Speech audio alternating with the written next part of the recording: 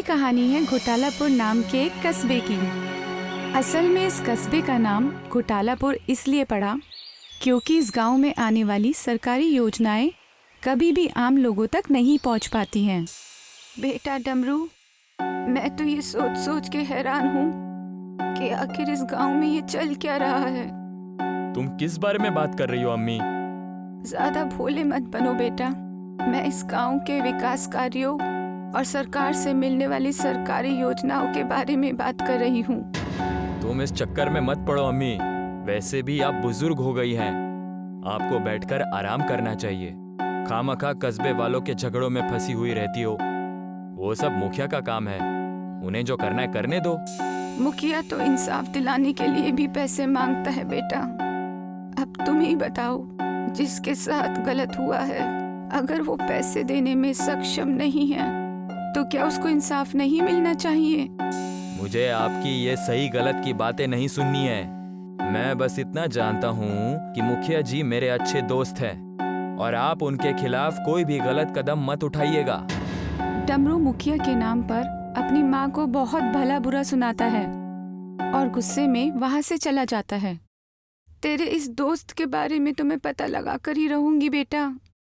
दादी गांव में हुए घोटालों के बारे में जानकारी जुटाने और सच का पता लगाने के लिए मुखिया के गोदाम की तरफ चल देती हैं। जाते जाते दादी को रास्ते में एक मुजस्समा में से कुछ चमकता हुआ दिखाई पड़ता है। दादी करीब जाती हैं और देखती हैं कि ये एक चश्मा है। हैं? ये कैसा चश्मा है? उल्टा? जाने दो, अपना काम करती हूँ। वैसे भी ये मेरे किस काम का। दादी उस चश्मे को वहीं उस मुजस्समा पर वापस लगा देती हैं और गोदाम की तरफ जाती हैं। रास्ते में दादी का पैर फिसलता है और वो गिर जाती हैं, जिससे उनका चश्मा टूट जाता है। हे भगवान, मर गई रे इस मुखिया के चक्कर में। मेरा चश्मा। दादी को कुछ भी साफ दिखाई नहीं दे रहा था, इसलिए वो मुजस्समा के पास वापस आती हैं और वो उल्टा चश्मा निकाल देती हैं। ये चश्मा मैं रख लेती हूँ।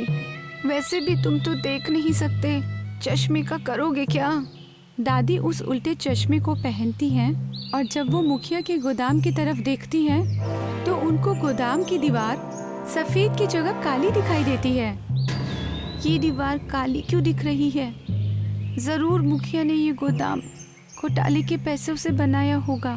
तेरा ये काला चिट्ठा तो मैं सबके सामने खोल कर ही रहूंगी मुखिया। तू उस बुढ़िया को कम मत समझना।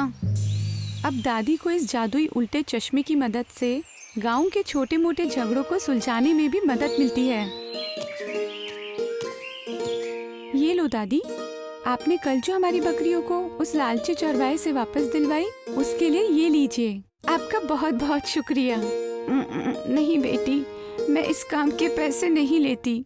दूसरों को इंसाफ दिलाना मैं अपना फर्ज समझती हूँ। पर दादी, आपको कैसे पता चला कि वो चरवाहा झूठ बोल रहा है और वो सारी बकरियां उसकी नहीं हमारी है? ये सब तो मेरे इस जादुई उल्टे चश्मे का कमाल है बेटी। इसे पहनने के बाद मुझे साफ साफ दिखता है कि कौन झूठ बोल रहा है, कौन सच, किसके मन में चोर है और किसके नहीं। दादी और चुन्नी बात कर रहे थे कि तभी मुखिया वहाँ पर आता है।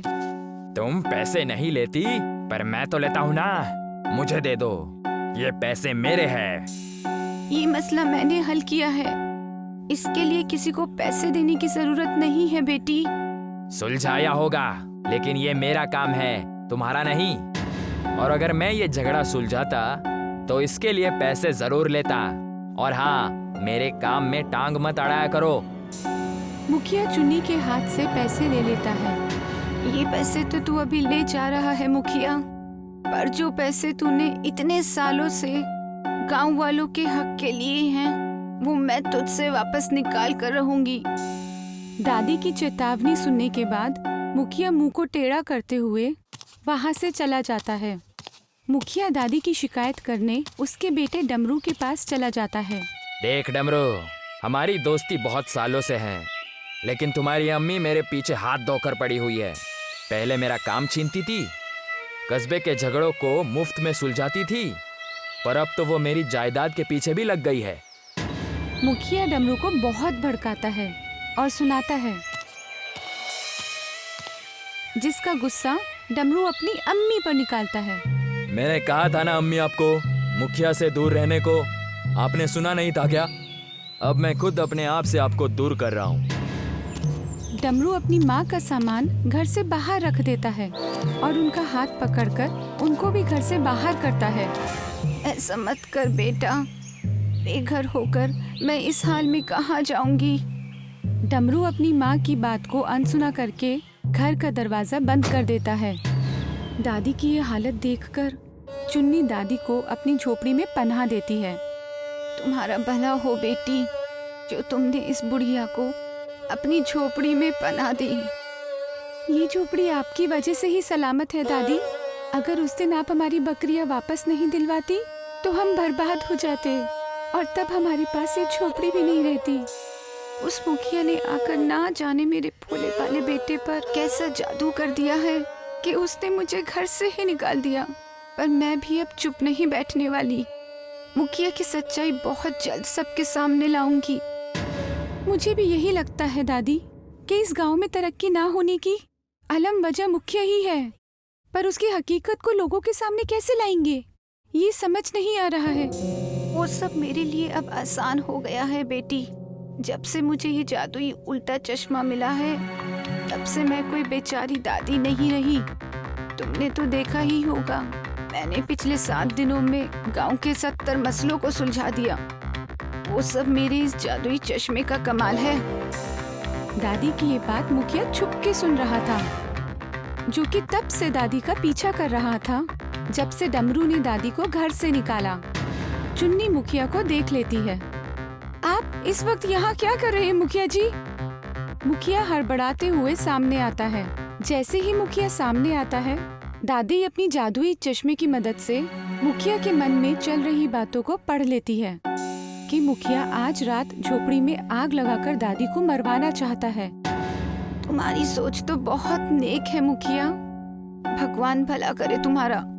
मुखिया अपने आप से कहता है, ऊपर वाला तो क्या, आज रात को जलने से तुझे कोई शैतान भी नहीं बचा सकता। मुखिया वहाँ से चला जाता है। मुखिया के जाते ही दादी चुन्नी से कहकर पुलिस वालों को बुलवा लेती है। इंस्पेक्टर बेटा, मुखिया ने आज रात मुझे मारने के लिए साजिश रची है। वो इस बेचारी चुन्नी की झोपड़ी को आग लगाना चाहता है। आप फिक्र मत करिए अम्मी, हमारे होते हुए ऐसा कुछ भी नहीं होगा।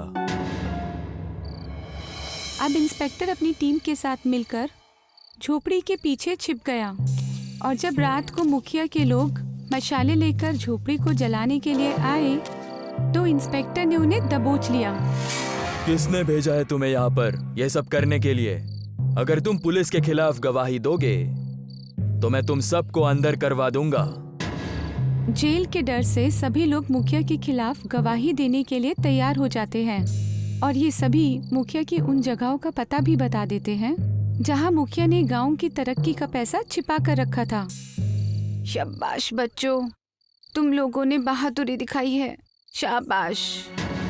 पुलिस सभी जगहों पर छापा मारती है और सारा पैसा अपने कब्जे में कर लेती है और साथ साथ मुखिया को गिरफ्तार कर लेती है। अब डमरू दादी के सामने आता है और दादी अपने जादुई चश्मे से उसके मन के अंदर भी झांक लेती है। डमरू बेटा, तू भी मुखिया से मिला हुआ है। अच्छा किया तूने जो मुझे उस दिन घर से निकाल दिया। मुझे ऐसे घर में रहना बिल्कुल भी मंजूर नहीं था जो लोगों का हक मारकर बनाया गया हो। दादी अब डमरू को भी पुलिस को सौंपने की बात करती हैं।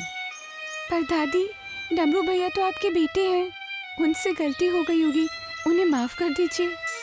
नहीं बेटा, उससे गलती नहीं हुई, उसने गुनाह किया है, गांव वालों की जिंदगी के साथ खिलवाड़ किया है।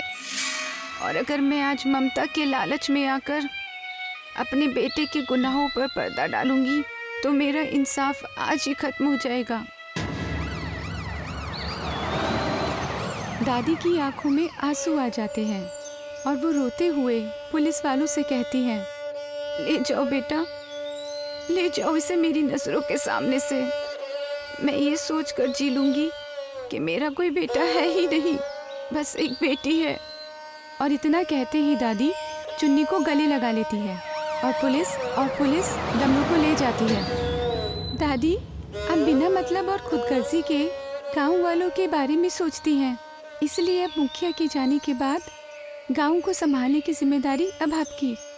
सभी गांव वाले चुन्नी की इस बात से सहमत होते हैं और अब दादी को गांव का मुखिया बनाया जाता है। तभी इंस्पेक्टर अपनी गाड़ी में गांव वापस आता है। अम्मी जी, मैं वो सारे पैसे कस्बे को वापस करवाना चाहता हूँ जो कि मुखिया ने हड़प लिए थे। आप इन पैसों को कस्बे की तरक्की में लगवाइएगा। इंस्पेक्टर सारा पैसा देकर वहाँ से जाने लगता है, पर दादी उसे रोक लेती है। ये लो बेटा, ये जादुई उल्टा चश्मा है। गुनहगारों को पहचानने में ये तुम्हारी मदद करेगा। मुझसे ज्यादा तुमको इसकी जरूरत है। इंस्पेक्टर दादी से वो चश्मा लेकर गांव से चला जाता है। अब दादी उन पैसों को गांव की तरक्की में लगा देती है। साथ ही गांव का नाम घोटालापुर से बदलकर विकासपुर रखा जाता है और दादी अब अपने गांव के मसलों को सुलझाती है। साथ ही बुरे लोगों को सजा मिलने से गांव में अब झगड़े भी बहुत कम होने लगे थे।